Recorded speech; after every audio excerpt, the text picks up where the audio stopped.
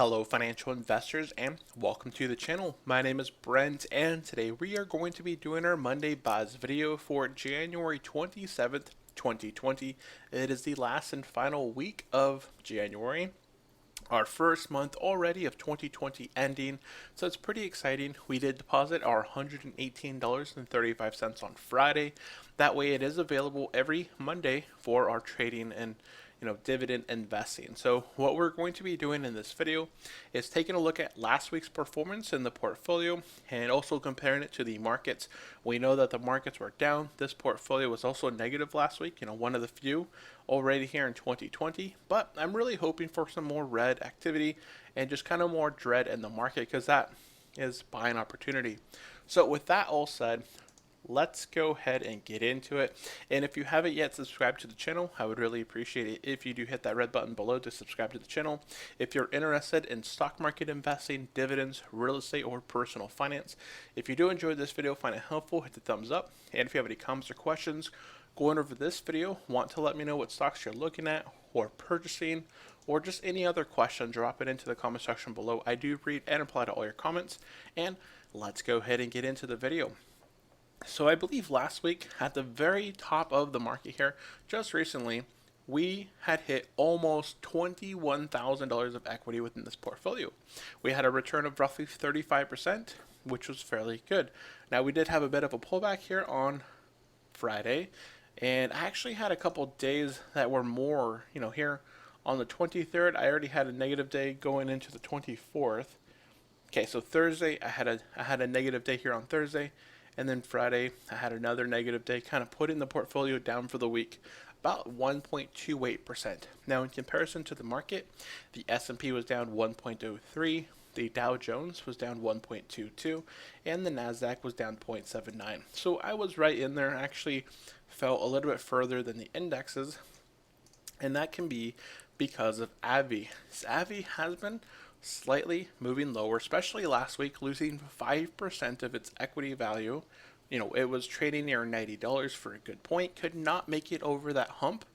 I believe it had about, let's go ahead, I'll just show you here in the charts here in the last 3 months for AbbVie, this price, we can see here's $90. So it topped off $90, almost hit 90, maybe it was $90 and some change, but it could just not break that $90. So I saw that it was having some resistance at that 90 mark inside of my other portfolio over on Merrill Edge.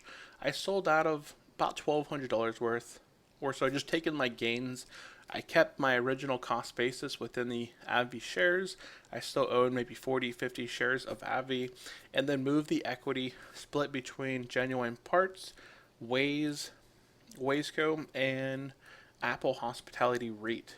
So I kind of saw this kind of breaking down, and I didn't want to lose the gains that I had made, so I just kind of decreased my holding within there.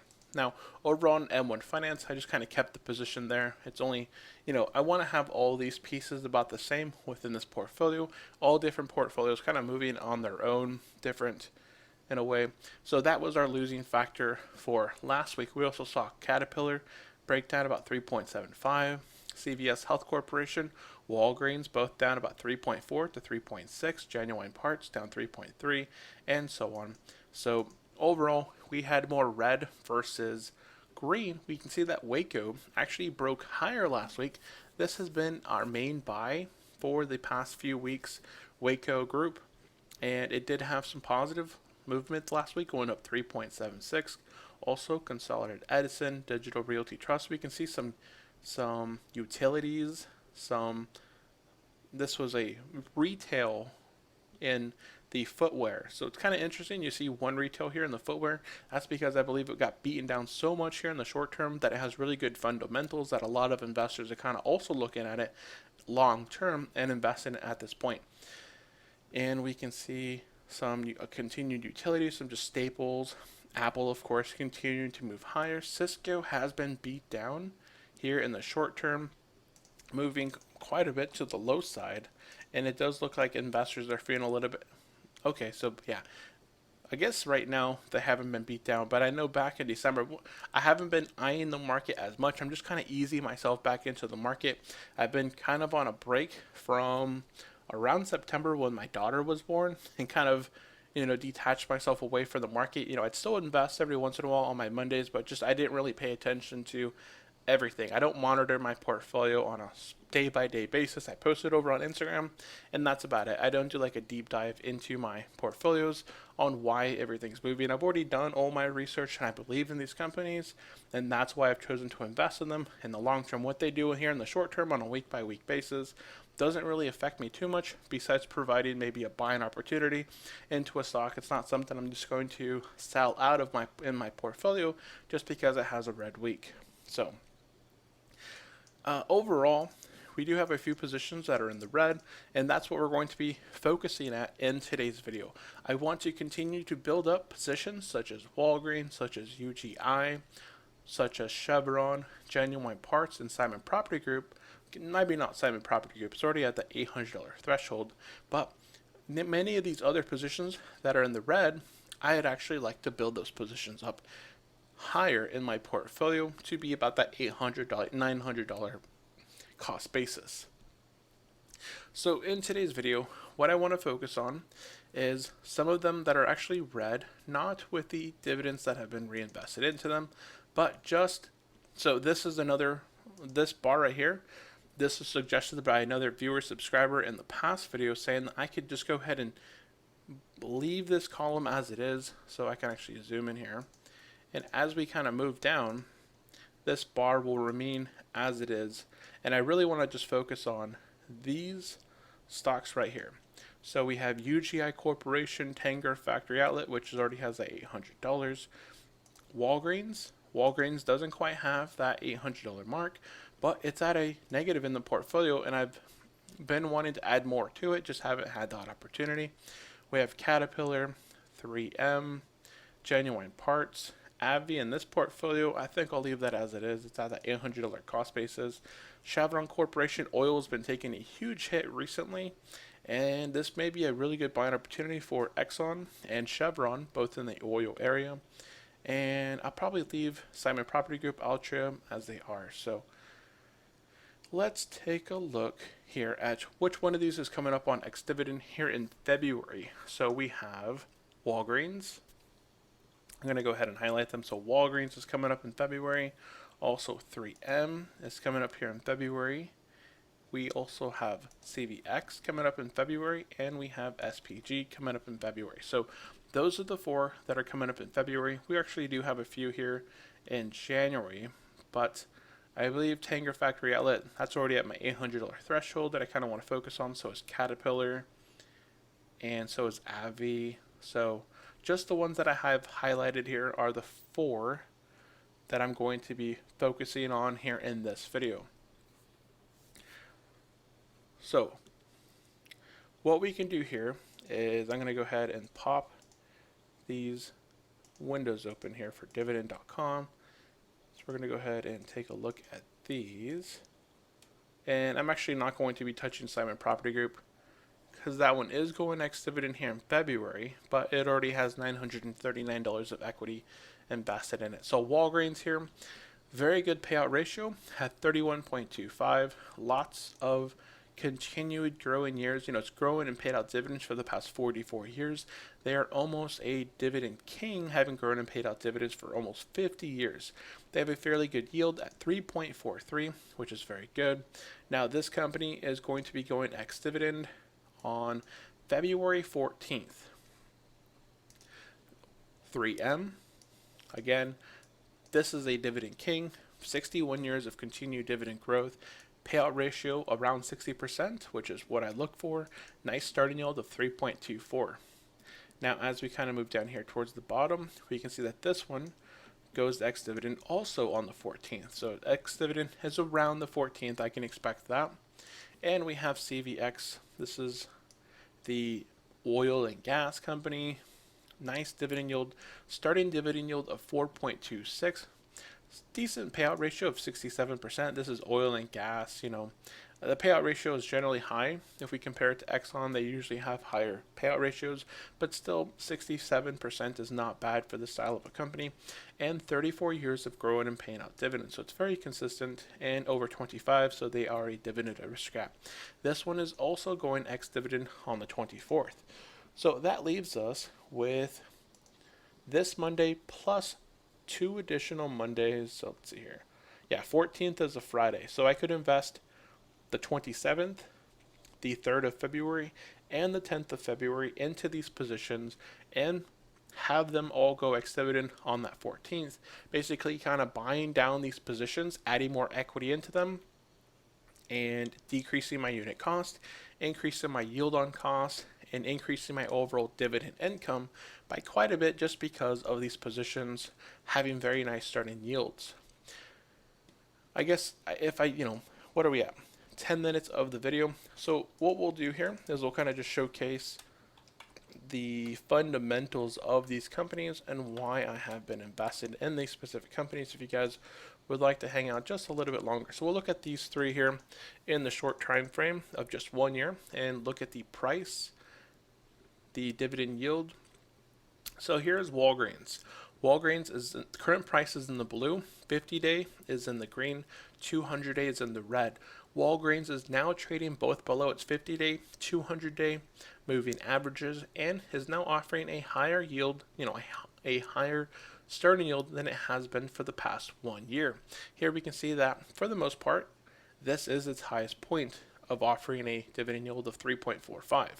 And it also is trading at new lows. So this is actually its 52-week low, right around $52. If this one continues to fall, I will still have more weeks into the future to add more equity into this position, lowering my unit cost, increasing my yield on costs, and so on.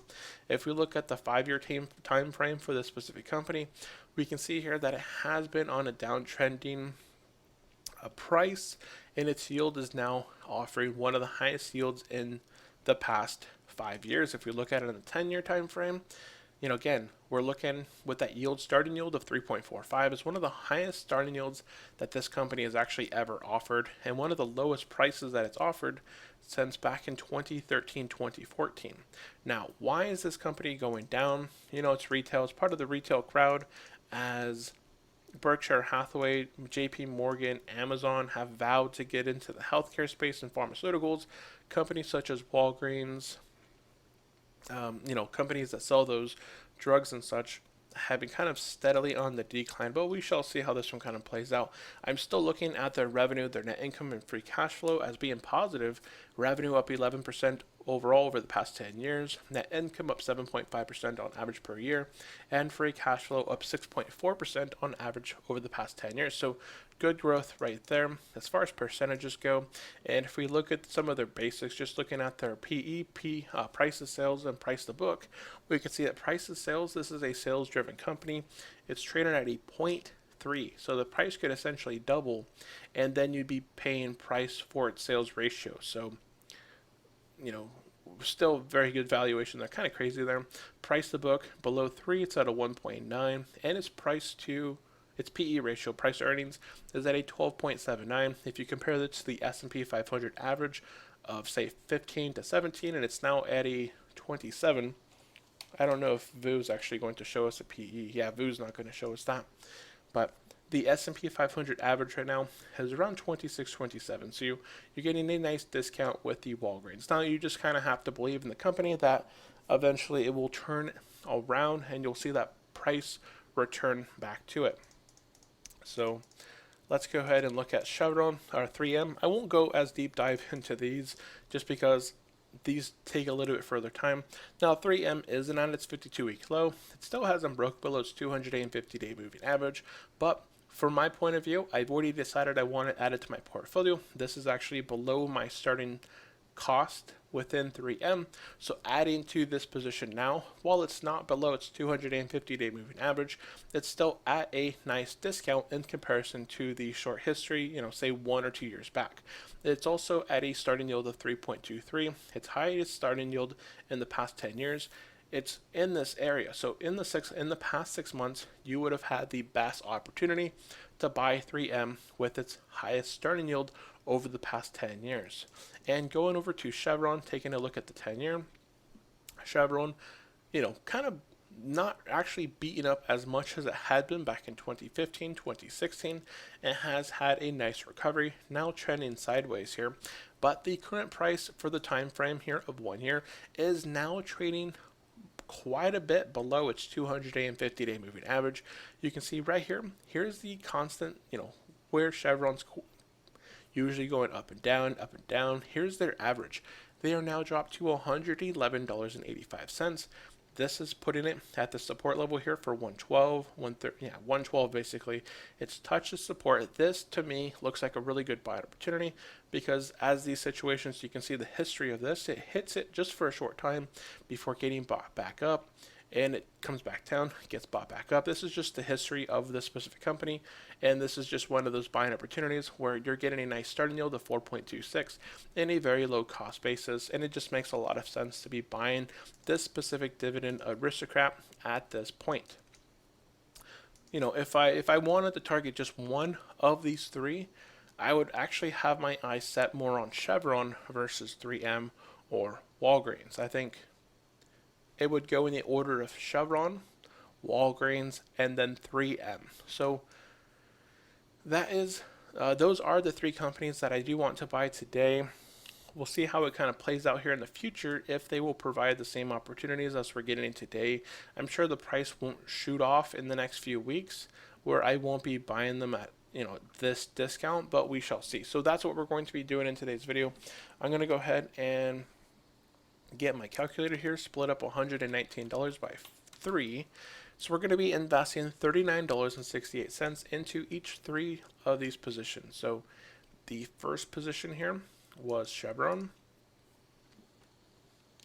And I'm actually just going to take a quick look over here and see equity-wise. Chevron's at 253.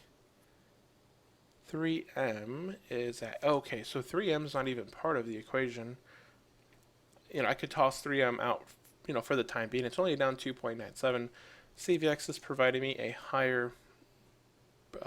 higher discount from my initial cost, and Walgreens is down 276. So actually, I'll probably just target Chevron. That's what I'm going to be doing. Is in today's video, I am only going to be targeting Chevron with the $119.04. That is going to be the specific company I'm buying today. I do believe that this company is, it's at a really good discount for this current time. If we look at the revenue, net income, and free cash flow over the past 10 years, it has been steadily declining. It's oil. We can see revenue isn't amazing. It's actually down roughly 1.8% on average over the past 10 years, now down 18.98. Free cash flow and net income are still positive, but just kind of hanging in. But here we can see as of 2015, 2016, we can see a turnaround in this company. Now we can see here that when their net income, free cash flow, and net income were all on the decline, we can see that their share price was dropping down as well. And here as of 2016, 2017, we can see that their free cash flow has been picking up. Also, their net income has been turning around, and their revenue has been slightly turning around kind of from this point. I haven't been invested in Chevron for a long period of time, but it does look like their fundamentals, their financials are beginning to turn around, and it's such a small percentage of the total portfolio. Just investing in this dividend aristocrat now just presents a buying opportunity for the future. And here we'll bring in their price to book at a 1.3, their price to sales at a 1.4, and their PE at a 16.05. So we're going to go ahead and hit continue and confirm. And that is going to be my buy for Monday, January 27th, 2020. So let me know in the comment section below, do you agree with the purchase of Chevron? Are you also looking at any other oil companies? such as Exxon, Chevron, BP. I saw a lot of investors over in the dividend channels or here on YouTube also discussing buying up some BP. Not one company that I'm really interested in, but always looking for others' opinions. So that is going to be it for today's video. I hope you have enjoyed this video. If you have not yet subscribed, but interested in the stock market, dividends, real estate, or personal finance, subscribe to this channel.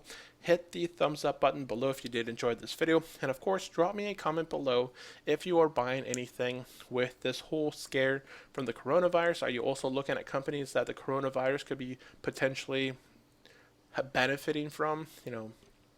So drop it in the comment section. I look forward to reading all your responses. And thank you for tuning into this video. I will see you next time. Have a great day. Bye.